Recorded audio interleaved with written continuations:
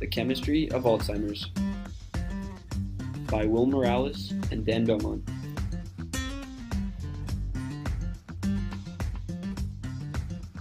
What is Alzheimer's? It is a neurological disease in which the loss of neurons in the brain causes brain cells to give agitated signals to each other.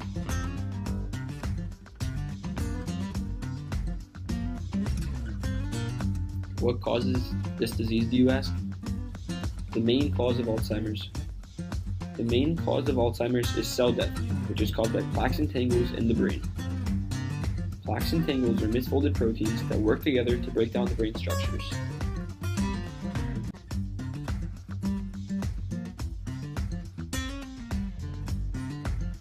Plaques. Plaques arise when another protein in the fatty membrane surrounding nerve cells gets sliced up by an enzyme. This results in the creation of beta amyloid proteins, which are sticky and clumped together. This clumping forms plaques. These clumps block signaling and communication to the brain. Tangles. Tangles are built from a protein known as tau. The tau proteins help the brain transfer molecules safely in the nerve cells. In patients with Alzheimer's, the tau proteins collapse, building tangles. These tangles obstruct nutrients from reaching the brain.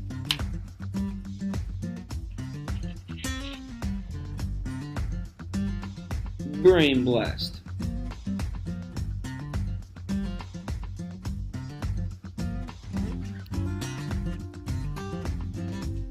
Alois Alzheimer.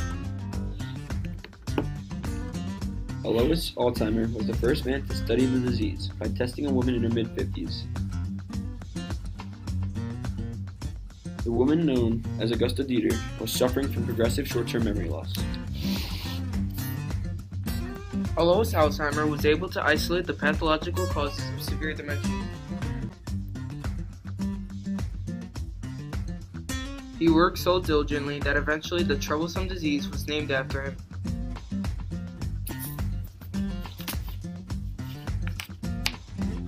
In 1910, the term Alzheimer's was first used in medical books as an actual condition. The two proteins discussed, beta amyloid and tau, were discovered in 1984 and 1986.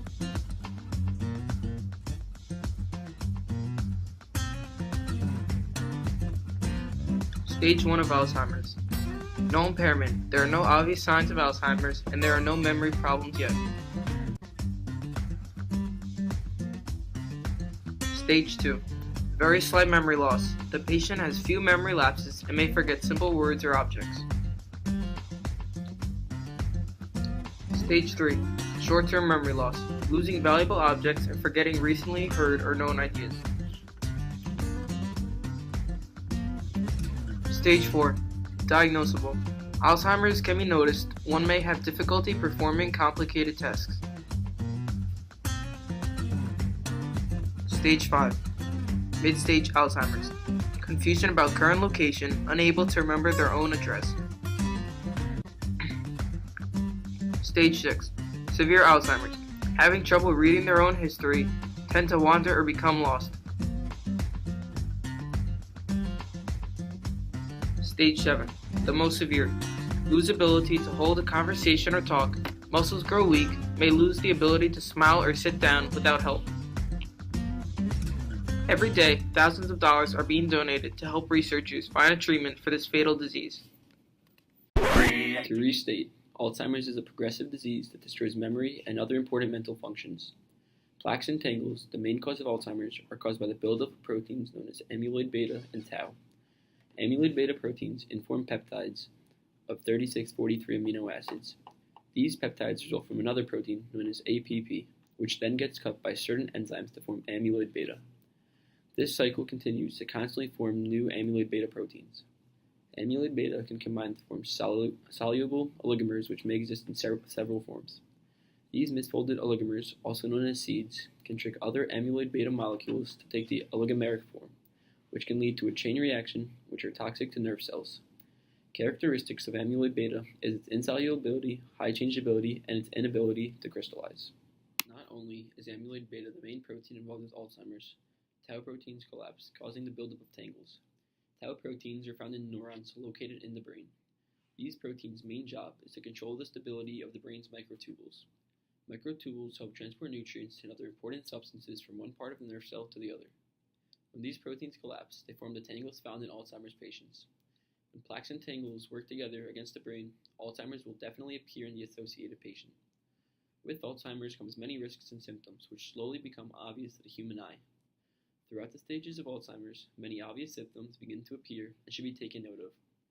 Some of the more known warnings include disorientation, memory lapses, trouble speaking, writing, making decisions, planning, and knowing location. Over time, these symptoms constantly worsen, causing changes in behavior and mood. Some examples of these changes are depression, anxiety, social withdrawal, and delusions. Patients with these or other symptoms usually have about 8 years on average to live with this dreadful disease. Alzheimer's is a genetically developed disease, which means that it can be passed down from generation to generation, in which most of its cases are caused by gene mutations. This disease can be found in one of 3 genes. These genes are APP, PSEN1, or PSEN2. Another gene called APOE has been known as one of the biggest risk factors of the disease. Once one of these genes are mutated, large amounts of amyloid beta are then found in the brain. Some evidence shows that people born with Down syndrome have an increased chance of catching the disease.